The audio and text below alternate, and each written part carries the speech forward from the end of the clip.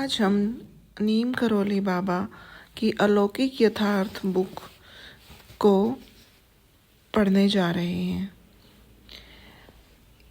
हे अशरण शरण, हे भगत वत्सल, हे कृपा मूर्ति, हे क्षमा मंदिर, आपके अनेक नाम हैं। आपको कोई लक्ष्मण दास नाम से जानता है, कोई बाबा नीम करौली, तो कोई तलैया बाबा आदि के नाम से जानता है। कोई आपको महाराज कहकर संबोधित करता है और कोई सरकार, तो कोई केवल बाबा। ये जो अलौकिक यथार्थ बुक है, ये श्री बाबा नीम करौली जी महाराज के ऊपर है और जो इनको लिखा है उनका नाम है रवि पांडे राजीदा और इनके प्रकाशक हैं श्री केहर सिंह जी, जो कि रिटायर्ड IAS ऑफिसर हैं। और ये बुक प्रकाशित होती है श्री कैची हनुमान मंदिर तथा आश्रम से। इस बुक का जो प्रथम संस्करण था वो 1983 के अंदर यानी कि 1983 में प्रकाशित हुई थी ये, और अब जब है 2024 के अंदर इसका 11th एडिशन आया है। तो आइए हम इनके पहले चैप्टर से शुरुआत करते हैं, बाबा जी के बारे में जानते हैं, उनकी लीलाओं के बारे में जानते हैं। हम शुरुआत करते हैं परिचय से। तो बुक की शुरुआत होती है परिचय में। लेखक कहते हैं, हमारे देश भारत पर चीन का अप्रत्याशित आक्रमण हो रहा था।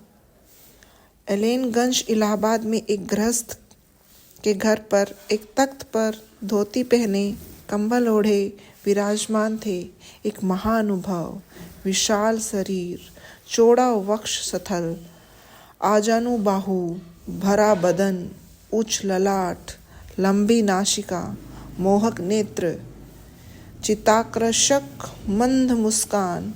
उनकी आनंदमयी देह का यह रूप दर्शनीय था।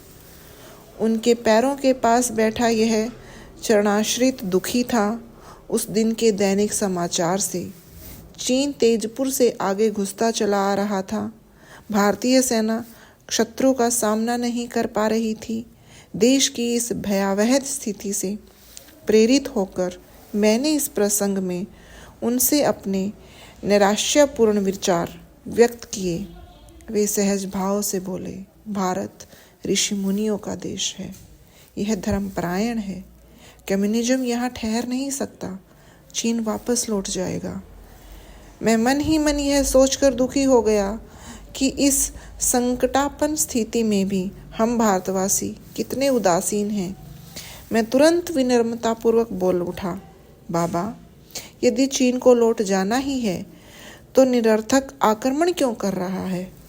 मेरे प्रश्न करते ही उन्होंने एक संक्षिप्त उत्तर दे दिया, तुम्हें जगाने को। मुझे संतोष नहीं हुआ, पर मैं मौन हो गया।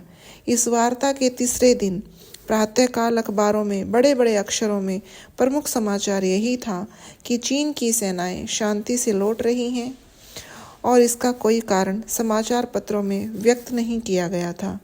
मुझे बाबा की बात स्मरण हो आई और मैं आश्चर्यचकित हो गया। इस घटना के बाद से भारत सरकार ने पश्चिमी, उत्तरी और पूर्वी सीमाओं की सुरक्षा के लिए जो ठोस प्रयास किए, उससे बाबा की जगाने वाली बात भी समझ में आई। ये थे विश्व के असंख्य लोगों के श्रद्धेय परम पूज्य अनंत श्री विभूषित श्री महाराज, जो ग्राम अकबरपुर, जिला आगरा में लक्ष्मी नारायण शर्मा और ग्राम नीम करौली, जिला फर्रुखाबाद में बाबा लक्ष्मण नाम दास से जाने गए। एक बार बाबा अपने साधना स्थल नीम करौली ग्राम से पास के रेलवे स्टेशन फर्रुखाबाद पहुँचे। यहाँ आप एक गाड़ी के प्रथम श्रेणी के कक्ष में जा बैठे। उस समय भारत में अंग्रेजी शासन था। एक एंग्लो इंडियन कंडक्टर ने केवल इनका साधु वेश देखकर ग्रामीण स्टेशन पर इन्हें गाड़ी से उतार दिया। आप सहज भाव से प्लेटफॉर्म में एक स्थान पर जा बैठे। इसके बाद उस गाड़ी का चलना संभव नहीं हो पाया। गाड़ी 2 घंटे रुकी रह गई। स्टेशन के कर्मचारी बेकार इधर उधर चक्कर काटते रहे। ड्राइवर से विलंब का कारण पूछने पर उसका उत्तर स्पष्ट था कि इंजन में मशीन संबंधी कोई खराबी नहीं, इंजन पूरा कार्य कर रहा था, परंतु पहिए नहीं बढ़ रहे थे। इसका कारण उसकी समझ से बाहर था। गाड़ी के सभी डिब्बों की जांच पड़ताल हो जाने के बाद किसी को कोई उपाय न सूझा। कुछ कर्मचारियों ने, जो निरर्थक प्लेटफॉर्म में घूम रहे थे, उपहास के तौर पर बाबा से गाड़ी चलवाने की प्रार्थना की। बाबा बोले, हमको गाड़ी से निकाल दिया है और हम ही से गाड़ी चलवाने को कह रहे हो। वे बोले, आपके पास टिकट न होगा। इस पर बाबा ने कई प्रथम श्रेणी के सही टिकट प्रस्तुत कर दिए। आश्चर्यचकित हो इन लोगों ने उन्हें यथास्थान गाड़ी में बैठा दिया और गाड़ी चलवाने का निवेदन किया। बाबा ने आज्ञा दी और गाड़ी चल पड़ी। यह बाबा के लिए कोई बड़ा करिश्मा था नहीं। उन्होंने जीवन में रुकी किसकी गाड़ी नहीं चलाई। यहीं से बाबा लक्ष्मण दास बाबा नीम करोरी नाम से प्रख्यात हुए। इसके पूर्व भी इसी प्रकार की उल्लेखनीय घटनाएं हुई थी। एक दिन गंगा स्नान के लिए बाबा अपनी गुफा से बाहर निकले ही थे कि उन्हें सामने लगभग 200 मीटर दूर पर रेल की पटरी पर फर्रुखाबाद को एक गाड़ी जाती दिखाई दी। बाबा के साथ हर एकादशी और पूर्णमासी को गोपाल नामक एक बहेलिया और एक मुसलमान गंगा स्नान के लिए जाया करते थे। यह बाबा की मौज थी कि उन्हें उस गाड़ी पर बैठकर जाने की इच्छा हुई। फिर क्या था, चलती गाड़ी एकाएक रुक गई और तब तक रुकी रही जब तक कि बाबा अपने परिकारों के साथ उसमें सवार नहीं हो लिए। उनके बैठते ही गाड़ी चल पड़ी। चालक के लिए भी यह एक रहस्य बनकर रह गया। बाबा की इस लीला स्मृति में ग्रामवासियों के आग्रह पर भारत सरकार ने नीम करोरी ग्राम के स्थान पर अब लक्ष्मण दासपुरी रेलवे स्टेशन बना दिया है। महाराज का वास्तविक परिचय दे सकना मानवीय सामर्थ्य के बाहर है। प्रकृति के सभी तत्वों पर उनका पूर्ण अधिकार रहा। वे अपने शरीर में अथवा बाह्य जगत में जैसा भी परिवर्तन चाहते करने में समर्थ थे। वे अपने को किसी रूप में दर्शा सकते और अपनी लीलाओं में विभिन्न रूपों में भी दिखाई दिए। वे कहीं भी अपने को प्रकट कर सकते और क्षण मात्र में अदृश्य हो जाते थे। उनकी अवस्था के बारे में निश्चयात्मक रूप से कुछ नहीं कहा जा सकता। उनकी लीलाओं से ऐसा भासित होता है कि वे इस जन्म से पूर्व भी नीम करोरी नाम और रूप या अन्य साधु संतों के रूप में कार्य करते रहे। इन कारणों से उनकी कोई पहचान नहीं हो सकती। लोग उनको केवल उनकी कृपा से ही जान पाए।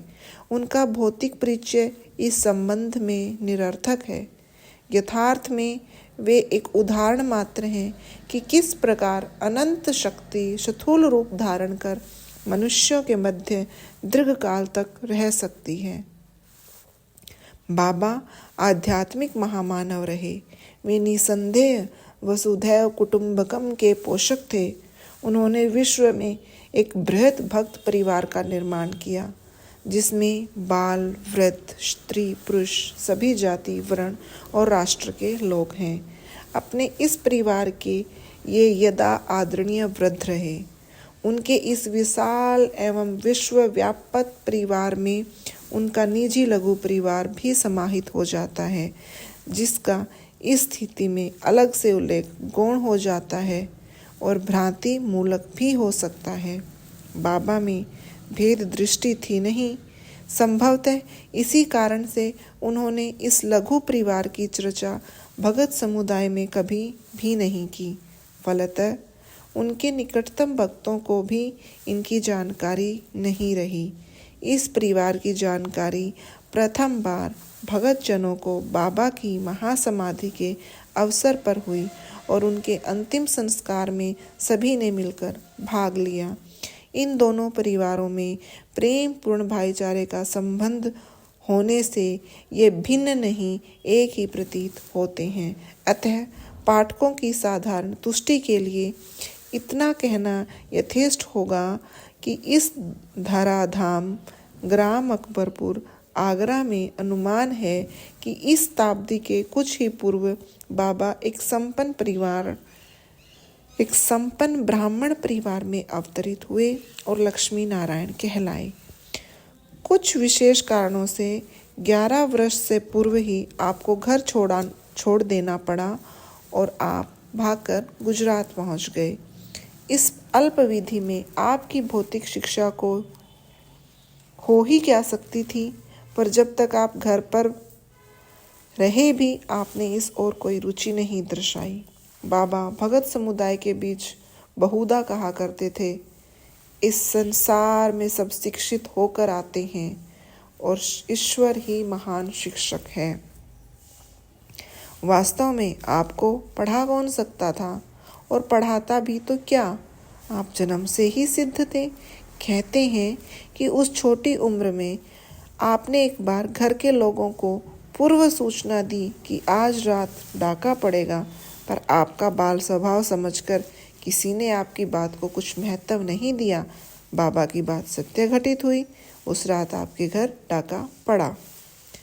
अस्तु, गुजरात में आप किसी वैष्णव संत के आश्रम में रहे, जिसने आपको लक्ष्मण दास नाम दिया और वैरागी वेश धारण करवाया। गुजरात में आप लगभग 7 वर्ष रहे। यहाँ आपकी लंबी जटाएं हो गई। आप मुंज की करधनी से लंगोट बांधे रहते और आपके पास संपत्ति कहने को एक तोबा, जिसको हम कमंडल, था। मोरवी से लगभग 40 किलोमीटर दूर ग्राम बबानिया में आप श्री रामबाई के आश्रम में भी रहे और यहाँ पास में एक तालाब के भीतर आप साधना करते थे। बाबा का विषम परिस्थितियों में घर से भागकर जाना एक निमित्त था। वास्तव में आगे होने वाली उनके जीवन की लीलाओं की यह भूमिका थी। आज हम नीम करोली बाबा की अलौकिक